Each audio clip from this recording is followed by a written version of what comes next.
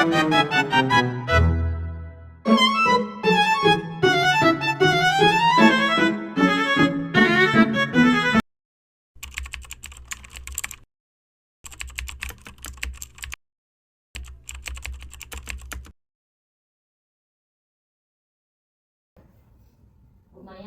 saya sering minum sekarang, karena saya sendiri nggak sadar kalau satu malam itu saya sudah minum 1 botol, bahkan bisa lebih. Besoknya saya nggak masuk kuliah dan saya juga nggak ngerjain tugas, dan saya merasa kalau hidup saya sekarang makin hampa, Bu.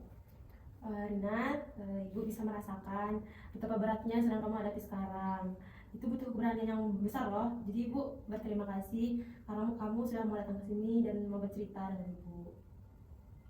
Saya nggak tahu harus apa lagi, Bu. Kadang saya pikir mungkin saya ini emang nggak berguna. Saya sudah coba tahan, tapi makin hari makin saya tuh makin tenggelam, Bu. Teman-teman saya juga makin menjauh dan keluarga saya nggak tahu soal ini, Bu. Rina, Ibu sangat sungguh-sungguh mendengar apa yang kamu katakan barusan, dan Ibu sangat peduli terhadap itu. Jadi apapun yang kamu alami ini tidak bisa kamu tanggung sendiri, dan kamu nggak usah merasa sendirian. Saya ingin mengatakan sesuatu yang sangat penting, ya, tapi Ibu akan menyampaikannya dengan secara pelan-pelan. Apa maksud Ibu? Nah, maksud Ibu ini adalah seorang konselor yang hanya bisa mendampingi mahasiswanya dalam hal penyesuaian diri, kesulitan akademik, dan pengembangan diri. Nah, tapi dari selama sesi yang kita sudah jalanin, dan ini termasuk sesi yang kelima, saya mulai menyadari bahwa masalah yang kamu alami ini sudah mencakup aspek yang lebih dalam dan lebih kompleks lagi, khususnya dalam hal kecanduan kamu dan bahkan kesehatan mental kamu. Jadi Ibu rasa mungkin ini perlu Ibu bawa ke psikiater ataupun ke psikolog klinis. Maksud Ibu, saya ini sudah terlalu parah, jadi Ibu nggak bisa bantu saya lagi, Bu? Bukan begitu, Rina, sama sekali. Bukan karena kamu yang terlalu parah, ataupun bukan karena saya yang menyerah. Justru karena saya peduli dengan kamu, saya ingin kamu mendapatkan bantuan yang lebih tepat. Jadi Ibu merasa bahwa kamu akan lebih terbantu jika ditangani oleh seseorang yang lebih profesional dalam menghadapi masalah yang sedang kamu hadapi ini, seperti psikolog klinis ataupun psikiater. Tapi saya nyamannya sama Ibu. Saya baru bisa cerita ke Ibu aja. Kalau itu Ibu sangat mensyukuri ya, Rina. Hubungan kita selama 5 sesi ini memang sangat penting, dan Ibu ingin pun transisi ini tetap terasa aman dan nyaman untuk kamu. Jadi Ibu tidak akan langsung menyerahkan kamu begitu saja ke psikiater.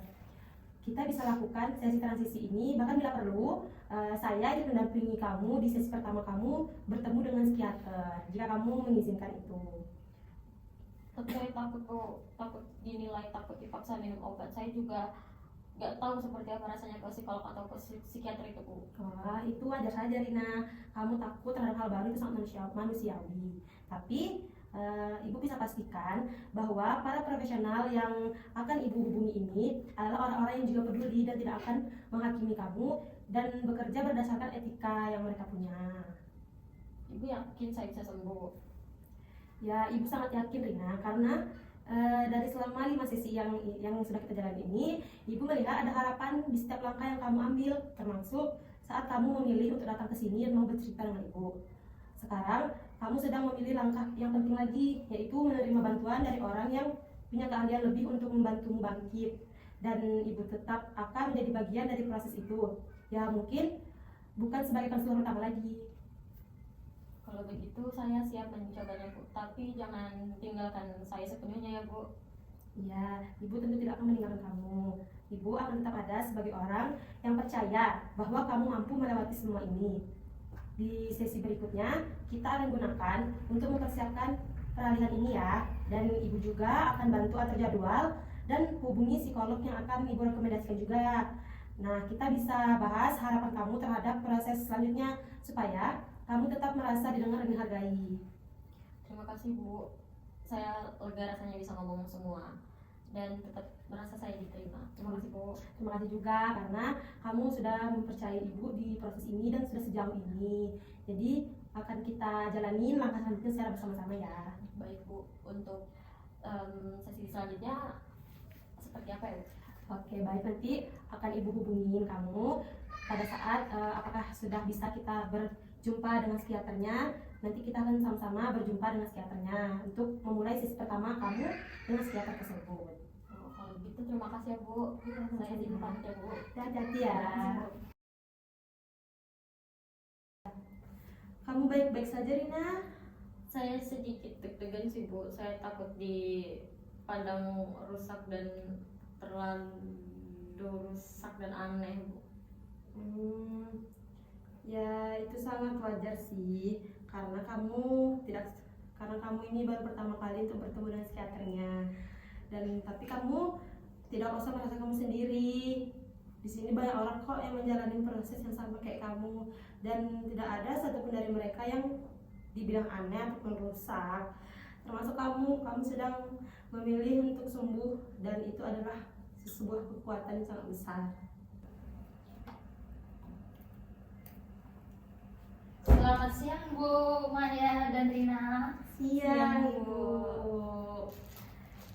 Terima kasih ya Bu, sudah mau menerima kami di sini. Dan Rina, perkenalkan ini Dr. Lestari. Ini adalah psikiater yang akan membantu kamu menghadapi masalah yang sedang kamu hadapi.